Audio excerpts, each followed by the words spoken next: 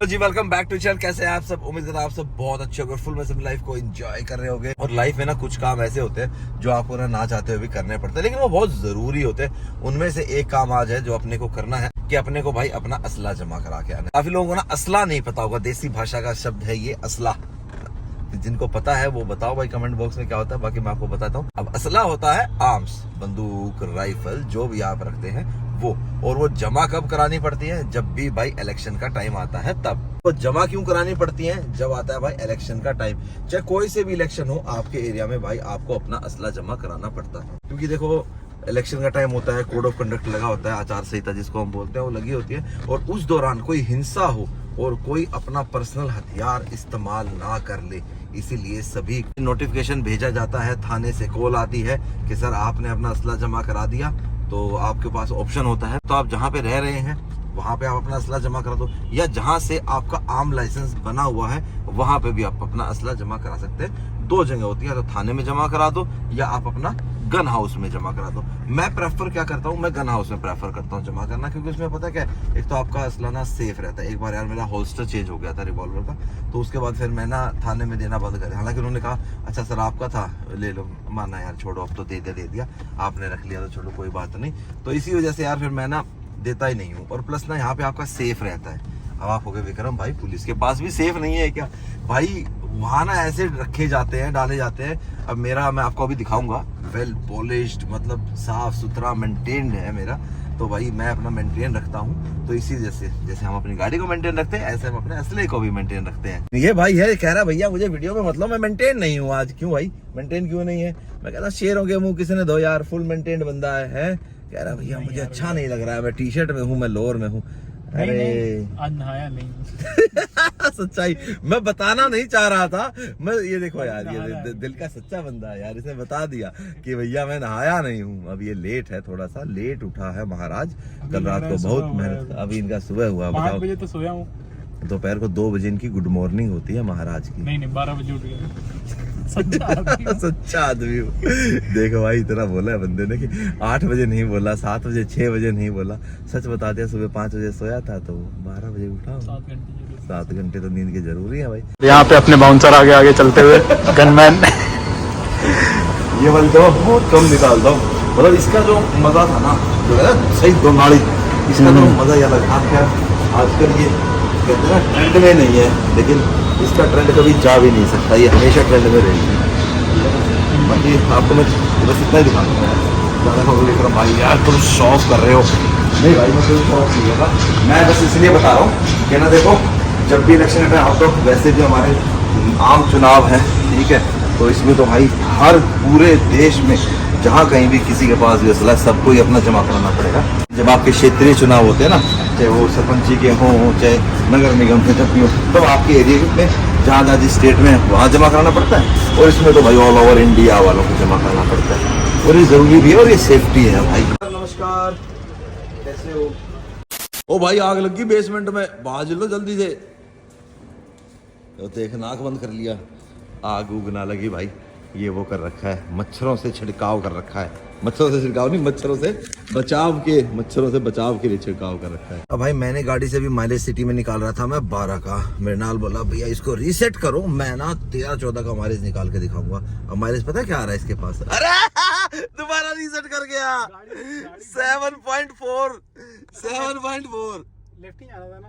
हाँ लेफ्ट ही जाना था। अच्छा तो 7.4 इसलिए था क्योंकि गाड़ी खड़ी थी, मैंने सोचा रील बना लेता हूँ। एक गाड़ी मिल गई थी लिमोजिन, मैंने तुरंत से रील बना दिया उसका। अब यू टर्न या स्ट्रेट चल अभी तो भाई गाड़ी खड़ी रहेगी तो माइलेज कम तो देगा ही। मैंने रीसेट किया है, अभी देखना अब कैसी देती है।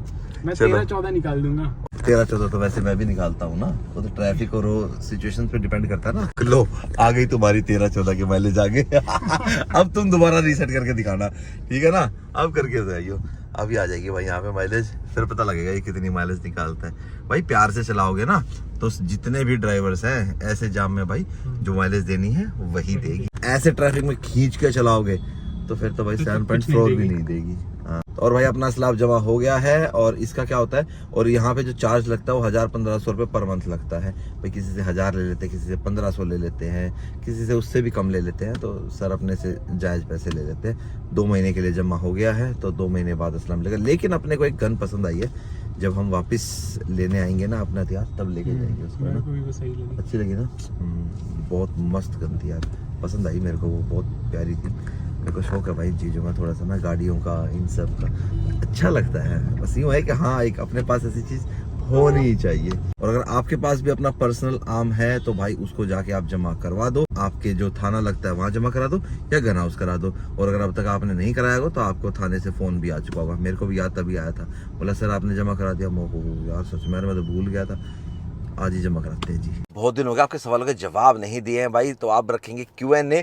व्लॉग को बाद में कंप्लीट करेंगे। व्लॉग इसलिए डालता हूँ कि लास्ट में आपके Q&A कर सकूं, लेकिन जब Q&A हो ही नहीं पा रहा तो भाई अब व्लॉग बाद में करेंगे, पहले Q&A कंप्लीट करेंगे। तो पहला सवाल लेते हैं। गाड़ी की RC में लिखा हुआ है 15 साल, तो दिल्ली NCR में क्या वो 15 साल चलेगी या 10 साल चलेगी? देखो भाई, अगर आपकी गाड़ी डीजल की है तो वो भाई दिल्ली NCR में 10 साल ही चलेगी, ये कंफर्म है। चाहे वो गाड़ी कहीं की भी रजिस्टर्ड हो, हिमाचल हो, चंडीगढ़ हो, कहीं की भी हो, दिल्ली में आके और दिल्ली NCR के एरिया में तो भाई अब वो 10 साल ही चलने वाली है। उससे ज़्यादा सरकार उसके मूड में नहीं, आपको चलने नहीं देगी।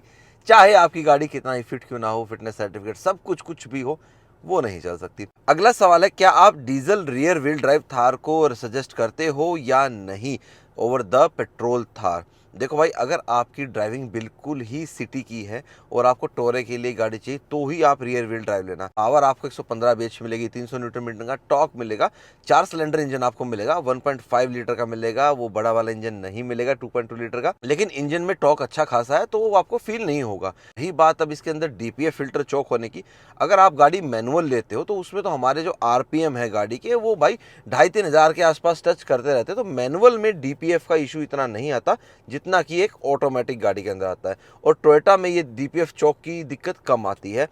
वो क्यों? वो इसलिए कि उसके अंदर रीजन ना जल्दी जल्दी होता रहता है, और जितना जल्दी रीजन होगा उतना ही DEF ज़्यादा लगेगा। और इसीलिए टोयोटा की जो फॉर्च्यूनर है उसके अंदर भाई आपका जो DEF है वो बहुत कम चलता है। एक तो स्टोरेज 10 लीटर का है, ऊपर से रीजन भी बहुत ज़्यादा होता है, तो इसलिए उसके अंदर DEF जल्दी खत्म होता है। महिंद्रा में DEF ज़्यादा चलता है, स्टोरेज भी ज़्यादा है 20 लीटर का, और रीजन वो अपने आप से बहुत कम करता है। अगर आपके पास मैनुअल गाड़ी है तो उसमें भाई DPF का इशू कम आता है। डीजल पार्टिकुलेट फिल्टर का जो इशू होता है वो कम आता है। डाउन शिफ्ट करके और भगा लेते हैं, जो एशिज स्टॉक हो जाते हैं एग्जॉस्ट में वो बाहर निकल जाते हैं। वहीं अगर हम ऑटोमेटिक गाड़ी लेते हैं तो ऑटोमेटिक के अंदर भाई जो एशिज होते हैं वो इतना जल्दी बाहर नहीं निकल पाते, अगर हमारी गाड़ी मोस्टली सिटी में चलती है तो। महिंद्रा की अगर आप कोई भी गाड़ी ले रहे हो डीजल ऑटोमेटिक, तो उसमें भाई आप हफ्ते में एक बार गाड़ी को 10-15 किलोमीटर के लिए हाईवे पे जरूर लेके जाओ और 3000 RPM से ऊपर रखो उसको, तो आपका जो DPF का इशू है वो नहीं आएगा। रही बात पेट्रोल थार और डीजल थार लेने की, वो टोटली डिपेंड करता है भाई आपकी रनिंग कितनी है। अगर आपकी रनिंग कम है तो पेट्रोल ले लो, और आपकी रनिंग ज़्यादा है तो डीजल ले लो। रनिंग कितनी होनी चाहिए? अगर आपकी रनिंग 2000 किलोमीटर से कम है तो पेट्रोल, 2000 किलोमीटर से ज़्यादा है तो डीजल। भाई गवर्नमेंट ने कार स्क्रैपेज पॉलिसी तो लागू कर दी, लेकिन शोरूम वाले ये चीज़ मानते नहीं हैं। तो भाई मुझे ही लगता है कि एक ना स्टिंग ऑपरेशन मुझे करना पड़ेगा शोरूम वालों के खिलाफ। हालांकि भाई वो ऑफेंड हो जाएंगे इस चीज़ से, पर कोई बात नहीं, आपके लिए भाई हम ये भी ज़रूर करेंगे। एक दिन मैं निकलता हूँ, 2-3 शोरूम्स में हम जाते हैं। 2-3 भाई ने नाम लिए, जैसे टाटा हुआ, मारुति हुआ, महिंद्रा हुआ, स्कोडा, मतलब लगभग हम सभी शोरूम्स में जाएंगे। वहाँ पे जाके हम बोलेंगे कि भाई हमारे को अपनी गाड़ी स्क्रैप में देनी है, एक्सचेंज में देनी है, तो आप उसका क्या करेंगे और हमारे को क्या उसके बदले में बेनिफिट्स देंगे। तो ये वीडियो आपको बहुत जल्द देखने को मिलेगा। उस चीज़ से ना सबको क्लैरिटी हो जाएगी कि क्या शोरूम वाले जागरूक है इसके लिए या नहीं है। नहीं है तो उनको जागरूक करके आएंगे। अब जो नया डीजल पेट्रोल पंप्स में आ रहा है वो BS6 गाड़ियों के लिए तो ठीक है, क्या वो BS4 गाड़ियों के लिए नुकसानदायक है? क्या उससे गाड़ी के नोजल्स वगैरह ख़राब हो सकते हैं, मतलब नुकसान हो सकता है आपके इंजन में? तो भाई थोड़ा बहुत तो देखो फ़र्क पड़ रहा है, लेकिन जिनके पास BS4 गाड़ियां हैं वो कैसे बचाएं? तो मैंने एक वीडियो में बोला था कि जब भी आप अपनी गाड़ी का टैंक फुल कराते हो, या तो आप उसके अंदर 200 ग्राम मोबिल ऑयल डाल दो, या फिर आप उसके अंदर लाल घोड़ा डाल दो, या फिर डीजल फिल करवाने के बाद उसमें 20-50 रुपये का पेट्रोल डाल दो। तो ये चीज़ आप करके देख सकते हो। अभी तो मेरी गाड़ी का टैंक फुल है, नेक्स्ट टाइम जब हम पेट्रोल पंप पे जाएंगे तो वहाँ पे ना मैं डलवाऊंगा, क्योंकि जो लाल घोड़ा तो HP के पंप पे ज़्यादा मिलता है, दूसरे वाले पंप पे जैसे जो इंडियन ऑयल पे डलवाओगे तो वहाँ पे एड ऑन के नाम से मिलता है, तो वो आप डलवा सकते हो, फिर कोई दिक्कत नहीं है, फिर आपका डीजल कम ज़्यादा जो भी सल्फर है तो वो चल जाएगा। अगर हमारी गाड़ी की RC एक्सपायर हो गई है तो क्या हम नंबर रिटेन कर सकते हैं? भाई आप नंबर तभी तक रिटेन कर सकते हो जब तक आपकी गाड़ी की RC एक्सपायर नहीं हुई है। RC एक्सपायर होने के बाद भाई नंबर रिटेन नहीं होता।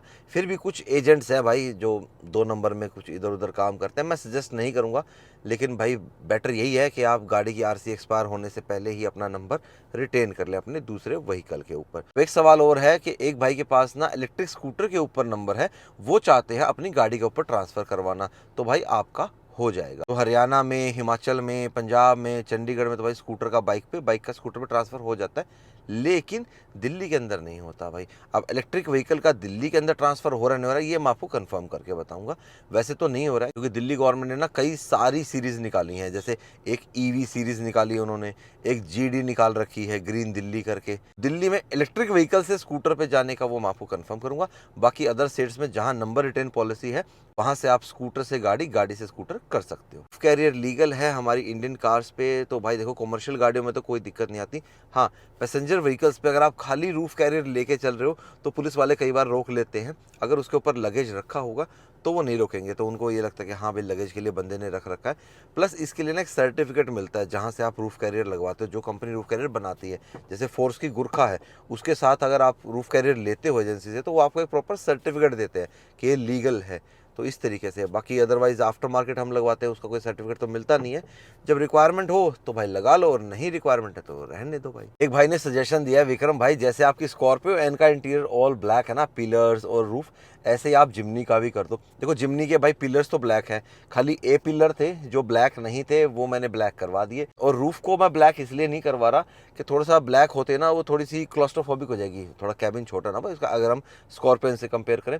दूसरा, मैं उसके इंटीरियर का वेट कर रहा हूँ। आपके जो कमेंट्स थे ना कि भाई इंटीरियर तो हैरियर वाला ही होना चाहिए, तो भाई हैरियर वाला ही इंटीरियर कराना पड़ेगा, आपके खिलाफ तो ना जा सकते हम। तो उसके अकॉर्डिंग मैं देखूंगा कि रूफ हमारे को कैसी करनी है, तब उसको साथ में करेंगे। एक भाई की गाड़ी के ना अलॉयस पे स्क्रैच आ गया, उसको बहुत दुख हुआ है भाई मेरे को भी बहुत दुख होता है अगर एक छोटा सा भी स्क्रैच अलॉयस पे आ जाता है। देखो अगर काफ़ी बड़ा है, थोड़े से बड़े पार्ट पे है, फिर तो भाई आप उसको पेंट करा सकते हो।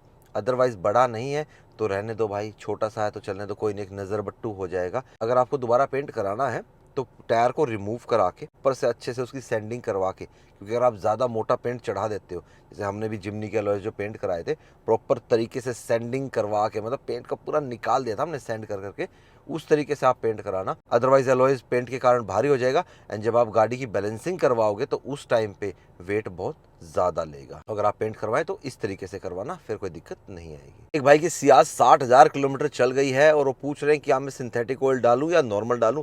देखो सिंथेटिक ऑयल की वैसे तो आपको नॉर्मल कंडीशंस में ज़रूरत नहीं पड़ती, अच्छी क्वालिटी का, अच्छे ग्रेड का जो आता है इंजन ऑयल वो आप डालो। सिंथेटिक ऑयल भाई अगर आप बहुत ही ज़्यादा एक्सट्रीम कंडीशंस में रहते हो, माइनस टेम्परेचर में रहते हो, तो वहाँ ज़रूरत पड़ती है, नॉर्मल में ज़रूरत नहीं पड़ती। लेकिन मोस्टली अब जो गाड़ियों में इंजन ऑयल्स आ रहे हैं वो सेमी सिंथेटिक ही रहते हैं, तो आप वो डाल सकते हो, फुली सिंथेटिक की ज़रूरत नहीं है। ये हो गए जी आपके सवालों के जवाब। अभी भी और भी बहुत सारे सवाल हैं, लेकिन कुछ सवाल ऐसे हैं जिनके ऊपर भाई प्रॉपर वीडियो ही मुझे बना के देना पड़ेगा, खाली छोटे से सवाल जवाब से काम नहीं चलेगा। तो उनके ऊपर हम आपको पूरी कंप्लीट वीडियो बना के देंगे, बहुत जल्द आपको मिलेगी। मतलब कोई भी अगर सवाल आता ना तो उसके ऊपर अगर कंप्लीट वीडियो मुझे देनी होती तो मैं विदिन 15 डेज़ आपको दे देता हूँ। ये मैंने टाइमलाइन अपने लिए रख रखी है। और जो सवाल जवाब होते हैं वो विदिन अ वीक आपको वो जवाब देना है। अगर लेट होगा फिर फायदा नहीं ना आपके सवाल पूछने का। तो उम्मीद करता हूँ मोस्टली सवाल कवर हो गए होंगे, फिर भी कोई रह गया हो तो भाई उसके लिए माफ़ी है भाई आपसे। और अनमोल भाई की थार जैसे मैंने आपको बताया ऑलरेडी बिक चुकी है, लेकिन भाई मेरे पास कॉन्टीन्यूसली जो फ़ोन्स और मैसेजेस, और भाई रात के 1-2 बजे भी भाई आ रहे हैं, मेल्स भी बहुत ज़्यादा आ रही है। जो लास्ट वीडियो मैंने बताया था कि भाई टोकन रिसीव हो गया है, भाई ने 51,000 भेज दिए हैं, जस्ट उनका लोन प्रोसेस चल रहा है। जैसे ही उनका लोन हो जाएगा, मोस्ट प्रोबेबली आज उनका हो जाएगा, जस्ट मेरी भी उनसे बात हुई थी, और बहुत जल्दी भाई अनमोल भाई की थार की डिलीवरी भी हो जाएगी। तो अब तो मेरे पास जितने भी कॉल्स आ रहे हैं मैं सबको ये बोल रहा हूँ कि सर अभी टोकन रिसीव हो रखा है। इन एनी केस अगर कुछ होता है, ऐसा चांसेस होते हैं कि नहीं हो पाता तो फिर सर आपसे हम कांटेक्ट दोबारा से ज़रूर करेंगे। बाकी भाई से मेरी बात हुई थी कि टोटली कंफर्म बोला विक्रम भाई आज सेंक्शन सब कुछ हो जाएगा, मेरी तरफ से डन है। तो भाई हमारी तरफ से भी डन है। बाकी मिलेंगे अब आपसे नेक्स्ट वीडियो में। टिल द बाबा take care and live the life to fullest. Bye bye.